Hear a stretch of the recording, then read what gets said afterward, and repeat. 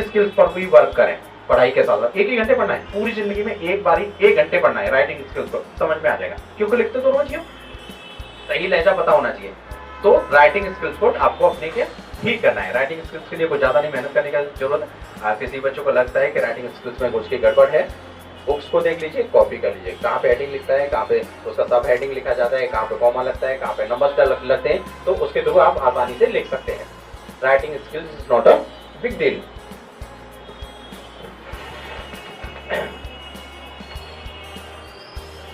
देखिए, एक यहाँ पे बड़ी चीज निकल के आती है कि एग्जाम्स की जो प्रिपरेशन है वो कैसे करें। ये बहुत इंपॉर्टेंट है आपके लिए। पहला, आप मान लीजिए आप स्टूडेंट हैं। दूसरा, शरीर का ध्यान रखना है, दिमाग का ध्यान रखना है, शांति चाहिए। अब एग्जाम की प्रिपरेशन कैसे करें, इस क्वेश्चन के आंसर को आज आप लेके जाएं, आपके एग्जाम सारे ठीक हो जाएंगे। ठीक है, ये बहुत इंपॉर्टेंट है आपके लिए, राइट। और सारी जीवन में सफल होने के लिए थी, ये बातें आपके एग्जाम में सफल होने के लिए। सबसे पहले क्या करना है, एक शेड्यूल प्रिपेयर करें। नंबर 1, शेड्यूल प्रिपेयर करना है। शेड्यूल कैसे प्रिपेयर करना है, आप अपना अभी पूरे दिन का रूटीन 24 आवर्स से दिन का रूटीन बना लीजिए, जिसमें सोने का भी होगा, खाने का भी होगा, पढ़ने का भी होगा, नहाने धोने का भी होगा। आप 24 घंटे को डिवाइड कर लीजिए कि मैं कितने बजे सोऊंगा, कितने बजे जग जाऊंगा, और उस रूटीन को खुद बनाइए, खुद ही फॉलो करिए। आपको पास होना है, आप अच्छा रूटीन खुद ही बना लेंगे, अच्छा शेड्यूल खुद ही बना लेंगे। अगर आपको पास नहीं होना तो आप अच्छा शेड्यूल नहीं बना पाएंगे। आप उस शेड्यूल में क्या रखेंगे, ऐसा है मेरा 18 घंटे तो सोना है, 1 घंटे खाना खाना है, 2 घंटे दोस्त के पास जाना है, और फिर टाइम मिलेगा तो पढ़ लूंगा। ऐसा भी बना सकते हैं, खुद से बनाइए। लेकिन नहीं बना पाएंगे आप, क्योंकि आपको पता है मेरे एग्जाम मेरे पास है। आप अपने से चीटिंग नहीं कर सकते। आप अच्छा रूटीन बनाएंगे, बशर्ते शेड्यूल को खुद बनाएं, थोपे नहीं, ले नहीं किसी से, मुझसे नहीं बनवाए, डैडी से नहीं बनवाए, मम्मा से नहीं बनवाए, खुद बनाएं। जब आप अपना शेड्यूल खुद प्रिपेयर करेंगे तो उसमें आप पढ़ाई के लिए अपने आप टाइम निकाल देंगे। आपको पता लगेगा कि मुझे पढ़ना है, पढ़ाई के लिए ज्यादा टाइम होगा। उस शेड्यूल को फॉलो करिए, क्योंकि आपने बनाए 2-3 दिन करेंगे फिर मुश्किल होगा। कोई बात नहीं, ये वीडियो फिर से सुन लीजिए। आपको मार्क्स कितने आने, जितना शेड्यूल को फॉलो किया भाई, 50% फॉलो किया 50% मार्क्स आ जाएंगे, 20% किया 20% मार्क्स आएंगे। इट्स डिपेंडिंग ऑन यू, आप कितने परसेंट उसको फॉलो करते हैं। तो एक शेड्यूल प्रिपेयर करें, उसको फॉलो करें और आसानी से सक्सेस हो जाए। नंबर 2 पॉइंट, नंबर 1 है शेड्यूल प्रिपेयर करें। नंबर 2, आप वो जो स्टडी कर रहे हैं उसको करेंगे कैसे। आप एग्जामिनेशन का पुराना पैटर्न देखिए। एग्जाम कौन बनाता है, आप जैसा ही कोई इंसान बनाता है, हम जैसा ही कोई अध्यापक बनाता है। एग्जाम का एक पैटर्न बना दिया जाता है, ये क्वेश्चन इंपॉर्टेंट है। आपसे क्वेश्चन कौन से सॉल्व कराए जाते हैं, वो सॉल्व कराए जाते हैं जो आपके जीवन में लाभकारी होते हैं। ऐसा नहीं है कोई भी क्वेश्चन उठा के दे दिया। एक क्वेश्चन हम जिसको आपको पढ़ा रहे हैं, अगर वो आपके जीवन में इंपॉर्टेंट नहीं है तो पढ़ाने की फायदा क्या बेनिफिट है, जिससे आप कुछ सीखोगे नहीं। आपके सारे चैप्टर्स कैसे हैं, आपके सारे चैप्टर ऐसे हैं जिनसे आप कुछ बन जाते हो, जिनसे आपको कुछ सीख मिलती है। तो अगर आप पैटर्न को उठा के देखें तो जो इंपॉर्टेंट क्वेश्चन हैं वही आते हैं, उनकी मार्किंग है।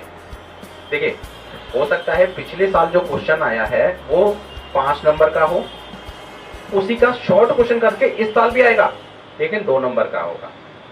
पहले वो 200 वर्ड का था, अब वो 50 वर्ड का होगा, बस इतना फर्क होगा। तो आपने उन क्वेश्चन को कैटेगराइज करना है जो इंपॉर्टेंट है। इसके लिए कुछ नहीं करना, पुराने एग्जाम पेपर लीजिए, उनको फॉलो करिए, उनमें देखिए कौन सा क्वेश्चन इंपॉर्टेंट है जो बार बार आ रहा है, बस इतना करना है। थोड़ा सा दिमाग लड़ाना है। जैसे आपका दिमाग इन कैलकुलेशंस में लगेगा, आपका दिमाग फास्ट काम करने लगेगा। अच्छा, इसके लिए कुछ लोग क्या करते हैं, हेल्प लेते हैं।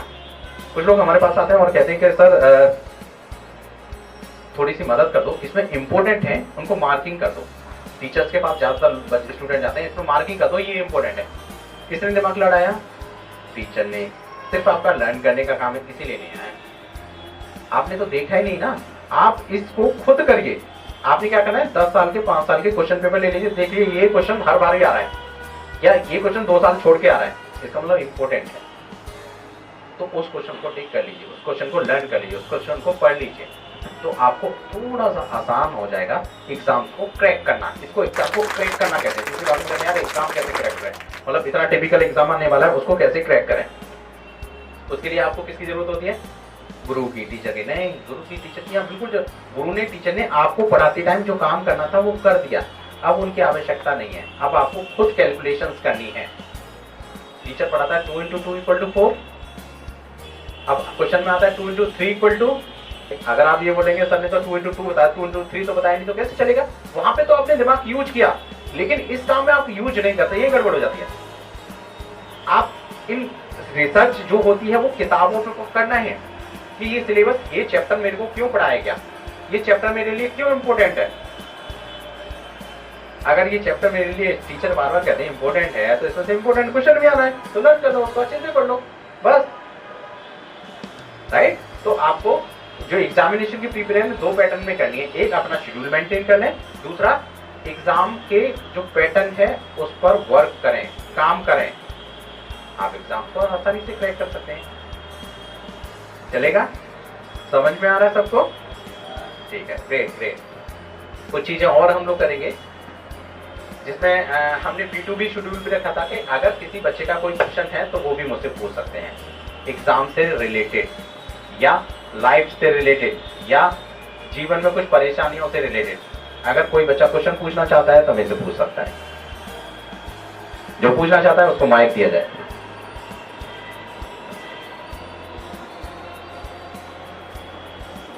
किसी का कोई क्वेश्चन? नहीं? सारे तैयार हो पहले से ही? वेरी गुड, बहुत अच्छी बात है। अगर आपके क्वेश्चंस नहीं है, अगर आपकी प्रिपरेशन पहले से है तो बहुत अच्छा है।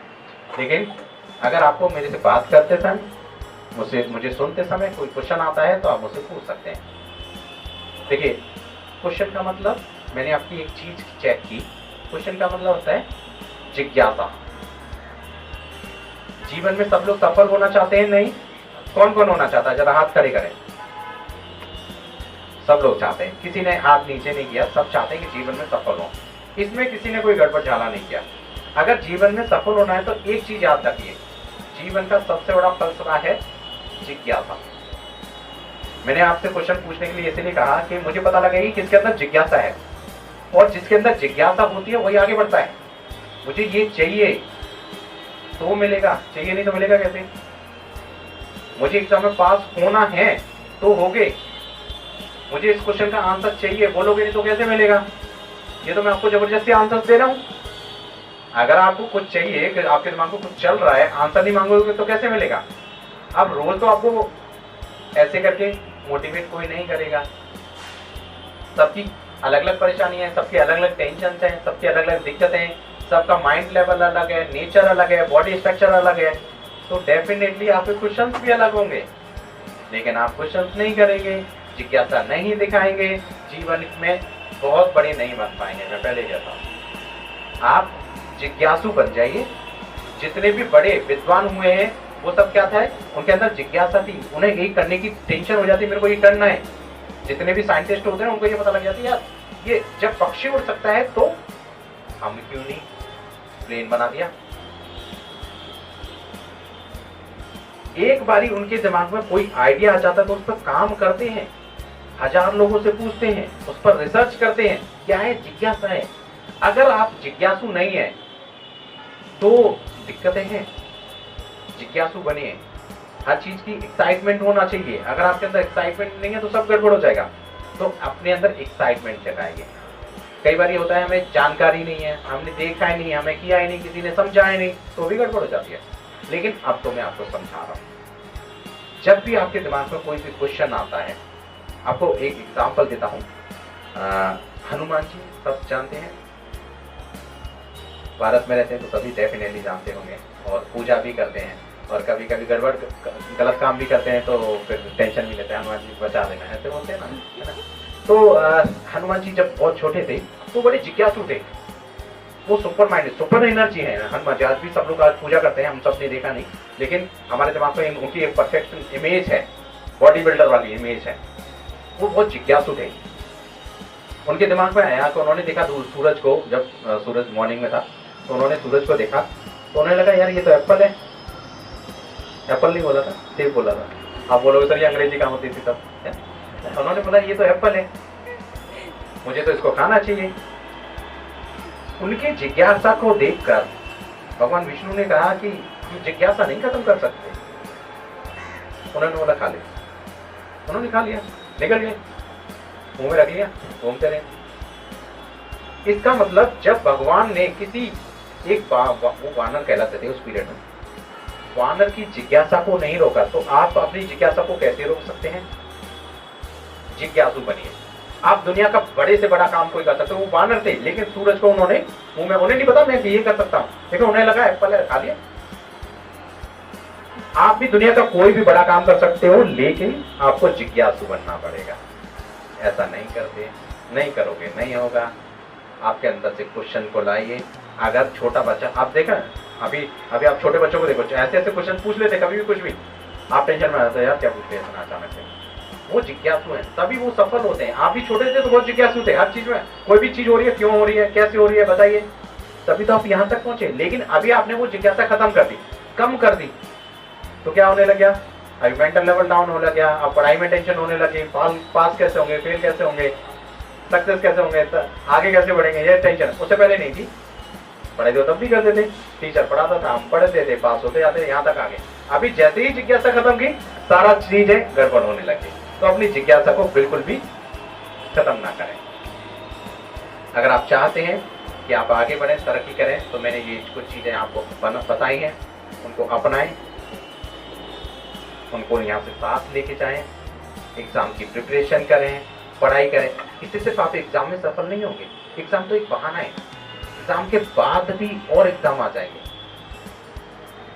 कभी बोर्ड एग्जाम होगा, कभी स्कूल एग्जाम होगा, कभी आपको जिंदगी में सफल होने का एग्जाम होगा, कभी मम्मी को खुश करने का एग्जाम होगा, कभी बॉयफ्रेंड को खुश करने का, कभी गर्लफ्रेंड को खुश करने का। बहुत ये सब एग्जाम है। हमें ये लगता है ये तो स्टेज है, नहीं एग्जाम है। आप करके तो देखिए, मम्मी से 10 रुपए निकलवा के देखिए, एक एग्जाम क्लियर करना पड़ेगा, वो 50 तो काम करवाएगी। पहले ऐसे बैठ ले, ऐसे खाएगा, ऐसे करेगा, तब देखिए अच्छा चल लेगा, ऐसे होता ना।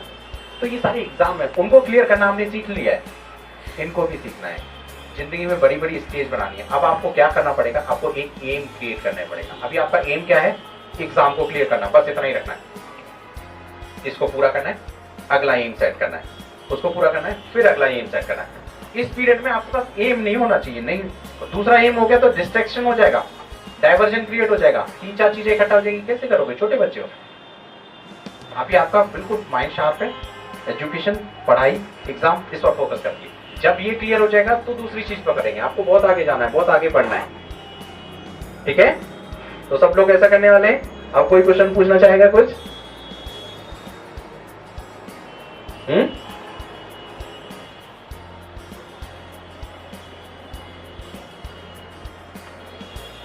एग्जाम नहीं ले रहा हूं, एग्जाम नहीं ले रहा हूं। आपके क्वेश्चन होंगे तो आपका बेहतर आंसर होगा, अच्छा करने की कोशिश करेंगे। चलिए, किसी का कोई क्वेश्चन नहीं है, मेरी जान बची है ना। एक चीज बता के खत्म करूंगा। देखो, आयुर्वेद का एक नियम है, वो मैं आपको बता देता हूँ। उससे आप स्वस्थ रहेंगे, सुंदर रहेंगे, अच्छे रहेंगे और सफल भी रहेंगे, राइट? आयुर्वेद का नियम है कि पेट नर्म, पैर गर्म और सर ठंडा। ये वाला फॉर्मूला लेके जाइए।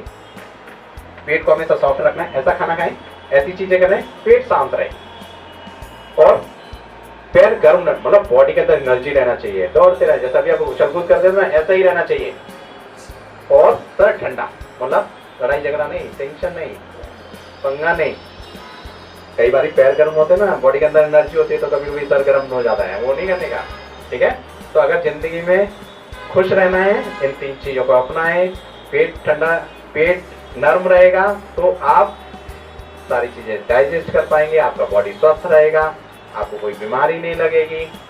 पैर गर्म रहेंगे, बॉडी के अंदर एनर्जी रहेगी, कोई भी काम करने में आप तत्पर रहेंगे, और सर ठंडा रहेगा, कभी किसी से लड़ाई झगड़ा टेंशन नहीं होगा। तो आज के लिए मैं अपना मोटिवेशन सेशन यही समाप्त करता हूँ। Thank you so much, take care, bye.